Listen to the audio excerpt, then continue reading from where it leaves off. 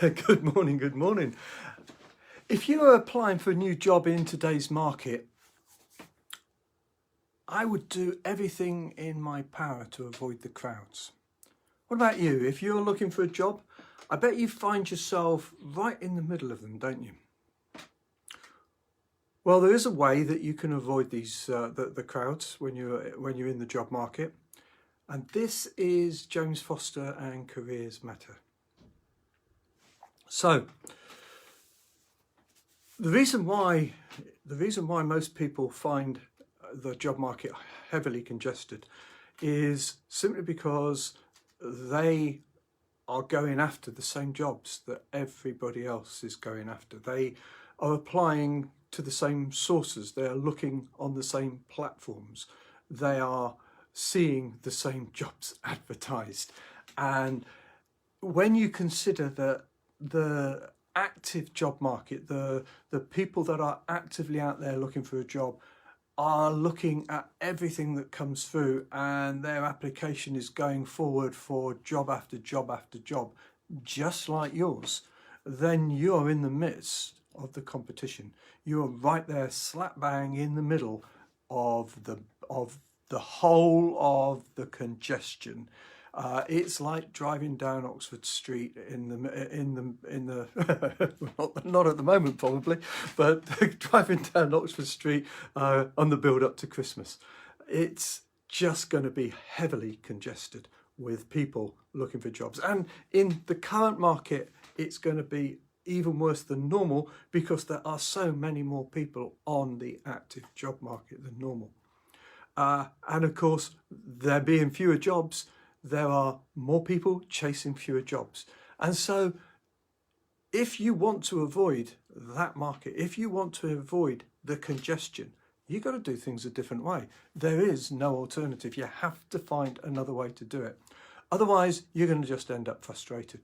Now, I know that if you've got specialist skills and experience, then you are going to be looking at specific jobs that are not going to have so much competition. But believe me, they do. They have competition. They all have competition. And I know, because I work in this industry and I advertise jobs, that when I advertise a job, I can expect, I don't know, in the current market, I can expect well over 80 to 120 applications for the job, and this is me. I'm not exactly, one of the large brand names in recruitment. So so people, my jobs are just being pushed out there on a relatively normalised basis. Whereas if you're thinking of some of the big brands, their jobs are being at the forefront of everybody's mind, and so they are getting far more applicants. But when I put a job out there, I'm getting between 80 and 120, sometimes more than that. And of those, I would suggest that probably about 95% are totally irrelevant. And that's the big problem as far as you are concerned. Because if you are very specific and highly skilled and unique to that job, how do you stand out in amongst that noise when 95%, probably more than 95% of the applicants for that job are totally irrelevant, and you're hiding in the midst of that? How does your CV, how does your application stand out at the forefront so that you know it's going to get seen? Well, you hope you hope that the process that the company is using is good enough to do that, but that's a forlorn hope. I am afraid it doesn't work that way. There's hurdles that you have to overcome. The first hurdle is that you're going into an automated filtration system to start with. Your CV is just bundled in along with everybody else, and if exactly the right keywords or key phrases or job title that they want used isn't coming up, your CV is just filtered out. It doesn't even get looked at. I mean, come on, you're the right person for this job, and your CV's not getting looked at because you haven't used a key phrase or a word or a particular form of job title that company thinks is appropriate for that particular job. And before you go, oh, they're going to put on alternatives, don't bank on anything. It doesn't work that way. These jobs are being processed by people with the best will in the world. They don't understand the job like you and I do, and certainly not like the hiring manager does.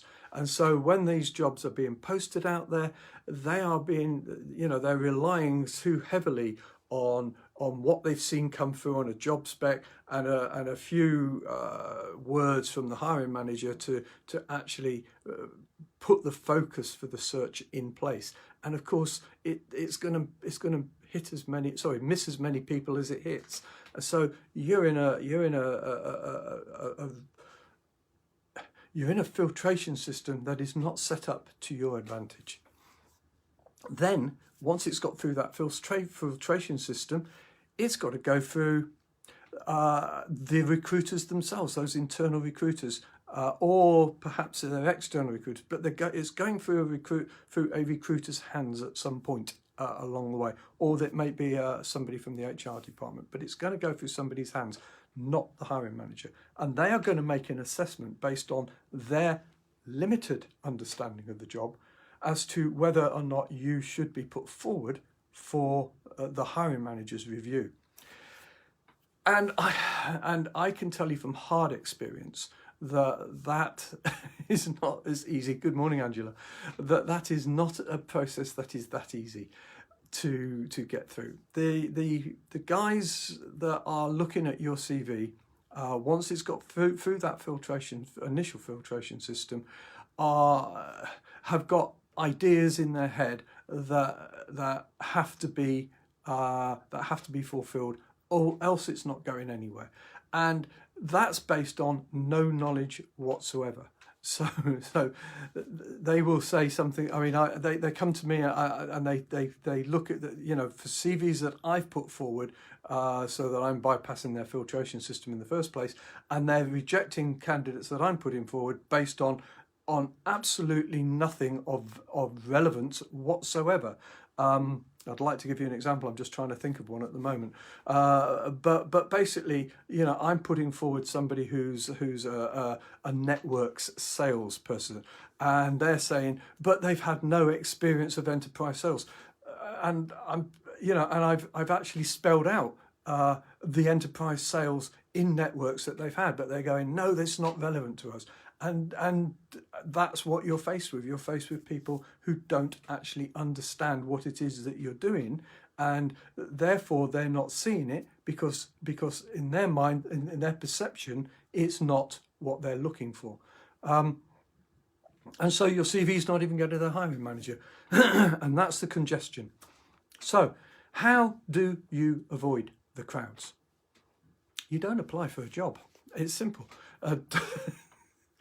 Okay, so how are you going to get a job if you don't apply for a job? Well, of course you do have to apply, but you don't use those active portals. You don't go through the front door to apply for the job. That's the process. You go to the hiring manager. Bypass the filtration system, bypass the congestion.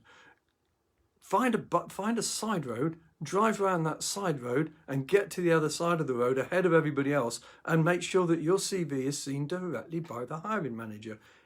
It's not rocket science, and it works. And it works.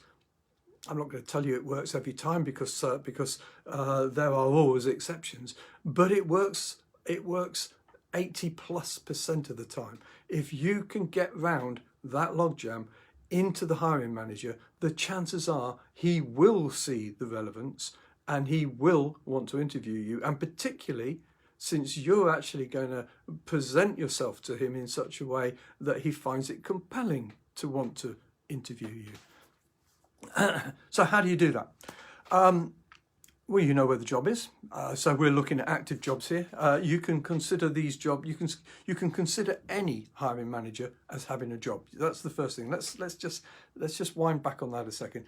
You can consider any relevant hiring manager has a job for you. If you think in those terms, then you can be sending applications for those jobs to absolutely any hiring manager that you feel your profile is relevant to. Of course, they won't all actually have jobs, but you make an assumption that they do. And if they have a job, you make an assumption as to what that job is. And when you send in your application, if that's the right word, because now this is a different way of looking at it. You're now not sending in an application, you're now sending in a proposition, a proposal for what you have to offer and the value that you have to offer to that particular hiring manager to take away the problems, the challenges and the issues that they are having, and to give them a compelling reason to want to meet with you anyway, whether or not they've got a job. And you can do that for active jobs as well. You bypass the system, you go through to the hiring manager, you approach it in exactly the same way. So your application is not just sending a generic CV. That will never work. It won't work in any context whatsoever.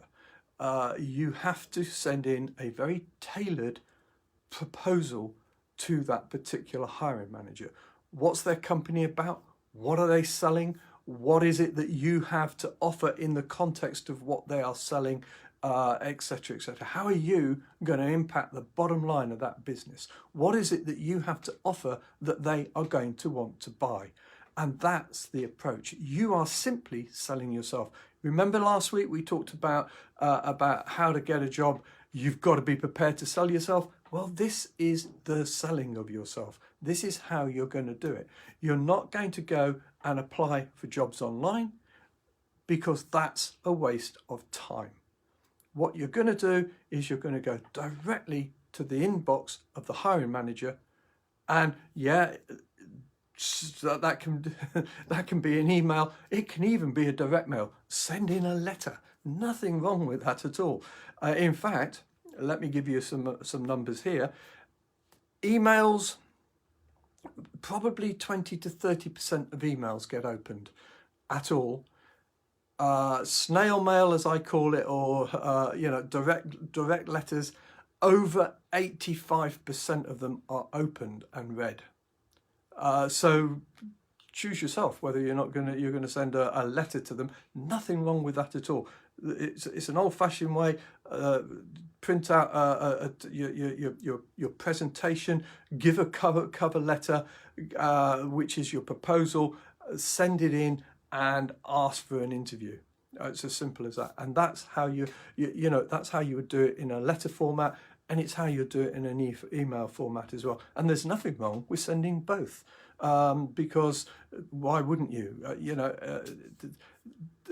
He may miss one, he may see the other. You're trying to do is maximize your chances. And as I said, you make an assumption that there is a job there. You make an assumption that they have a need. They may not, of course they may not, in which case you won't hear back. But you've just increased your chances of getting a job from low percentages going through the standard application, so where you consider that is going to be in the order of 2 or 3% per application chance, to somewhere approaching 25 to 30% chance for each application that you send in of getting an interview. An interview, that's important. I want to differentiate that. I think I said getting a job. At this point, this isn't about getting a job. This is about getting an interview. Very important to differentiate. You're trying to get a job, we know that. The first step in that process is to get yourself interviewed, get yourself in front of them, get yourself in a position where you can talk to them one-on-one and really do the selling. That's vital that you understand that is, at this moment, your objective. So hopefully that's given you some thoughts and ideas. I have a course that shows you exactly how to do this. And with this video, there will be a link to take you to that course. And this course will walk you through the process that you need to go through in order to understand what your value is, in order to understand how you can present that value, and to understand how you can direct your proposal to the right people, and more. There's a lot more in the course than just that, because we will actually show you how to stay ahead of the competition all the way through your career. That course is available right now, and you could buy and access that course and be implementing it by the end of today. This is James Foster, and Careers Matter.